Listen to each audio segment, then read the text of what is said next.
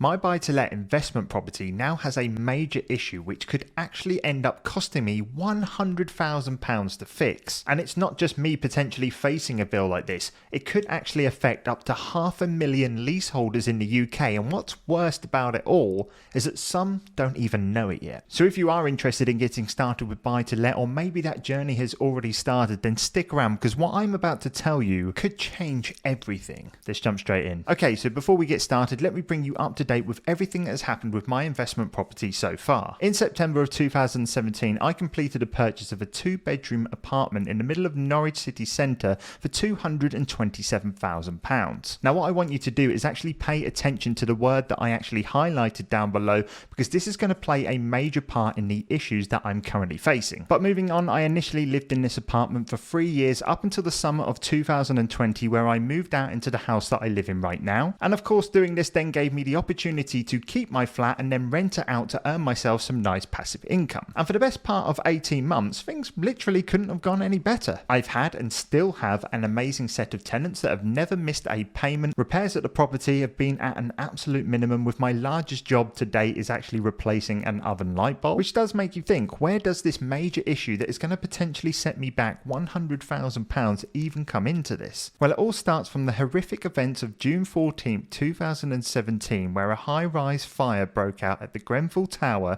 in West London, causing many innocent people to unfortunately lose their lives. And whilst the official investigation is actually still taking place, it was in fact the building's cladding and external insulation that has caused the fire to spread so rapidly and burn for over 60 hours. And the aftermath of this absolutely terrible event has then caused a national inquiry into other high-rise apartments throughout the country to see how many others actually have this same underlying issue. Now, at the time of all this happening, I was actually in the middle of the process of buying my first property, and whilst I was very skeptical at the time of all of this going on, my solicitor had actually made some additional checks into the safety of the building, and at that time everything came back as a green light and I was ready to move in. However, it wasn't until 2019, where I had already been living in the apartment for 2 years, where the government introduced an EWS1 certificate, which stands for External Wall System, and advised all lenders and mortgage brokers to ensure that any buildings over 18 meters in height needed to have this check completed before they will approve any mortgage for said property. This certificate came with a much stricter criteria in terms of what was actually deemed safe,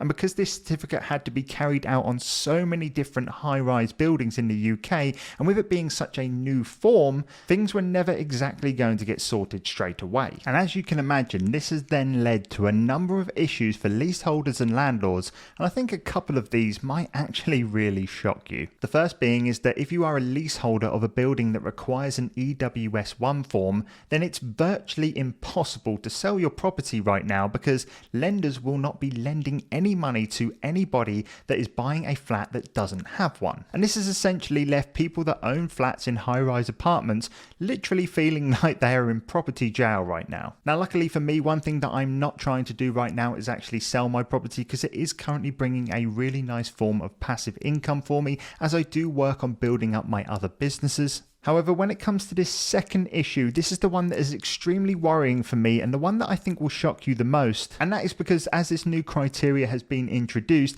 it has come out that almost all flats in the UK that require an EWS1 form need some kind of remedial work to bring it up to the new standards. In fact, if you wanted the total number of apartments that have actually passed the test, it currently stands at 13. And what's even worse about all of this is that whilst you may sit there and think, well, surely this is a cost that the developer or the builder of the site will have to pick up, because at the end of the day, it's the external works of the building. It's nothing to do with the individual flats that they sold inside. This unfortunately hasn't been the case as of late, with developers passing the bill for the remedial works down to the leaseholders individually, which, if you ask me, I think it's absolutely disgusting. Because at the end of the day, leaseholders didn't choose how the building was built, they didn't choose what type of insulation goes inside the building, and we definitely didn't choose what cladding went on the outside of the building, so why are we having to pay for the cost of these mistakes? This has been a developer decision in all cases, so when it comes to the bill,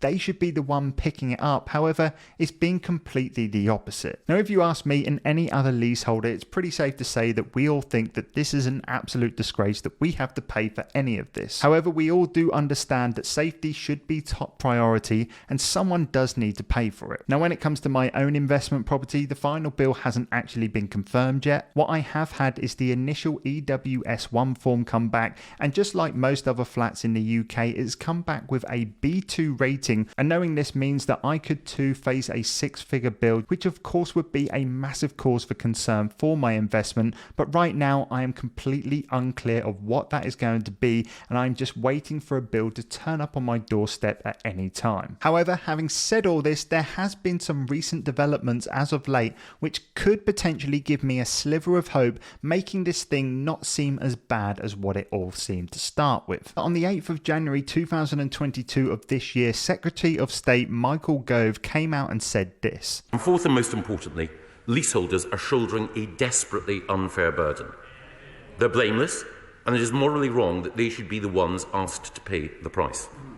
I'm clear about who should pay the price for remedying failures. It should be the industries who profited as they caused the problem, and those who continue to profit as they make it worse. So after hearing this and knowing that the government kinda has the leaseholders back now, this does make me feel a lot more positive for the future, but there is still a lot more that does need to be clarified. First off, in his speech he did mention that it was only the cladding issues that he was going to be tackling. However, what is actually causing these bills to go so high is actually the internal issues of these apartment blocks, like the insulation and the fire breaks, which is causing the big cost of these repairs. However, I have just been informed of some new developments as I'm recording this video that Michael Gove is actually going to take the plans that he initially announced in January and actually put them forward to Parliament to pass a bill where he's going to make it a law that the apartment and developers and builders must cover the costs for any external cladding works to take place. So when I do take all of this into consideration, I'm still pretty much stuck here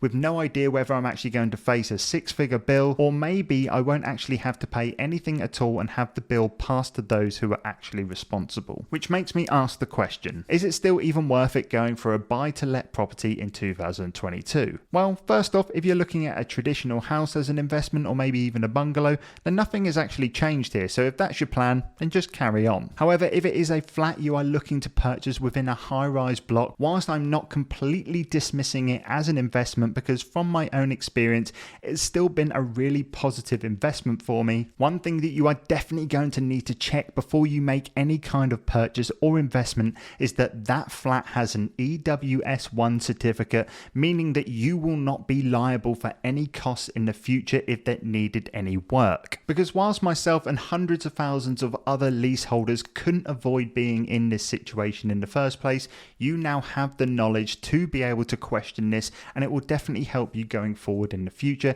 if a flat is something that you're looking at. And of course, if you're watching this and you have found yourself in a situation where you are maybe facing a bill either now or in the future, then please do go ahead and seek legal advice, because the rules are constantly changing and I can only give you my experience and perspective on what is happening right now. So having said that, whilst this video may have seemed a little bit negative and it might have even put you off buy-to-let properties in the near future, do make sure you go and check out this video, which is a full review of my first year of being a landlord, renting a property out to tenants for passive income, and I can assure you it will give you a bigger and clearer picture of my entire experience.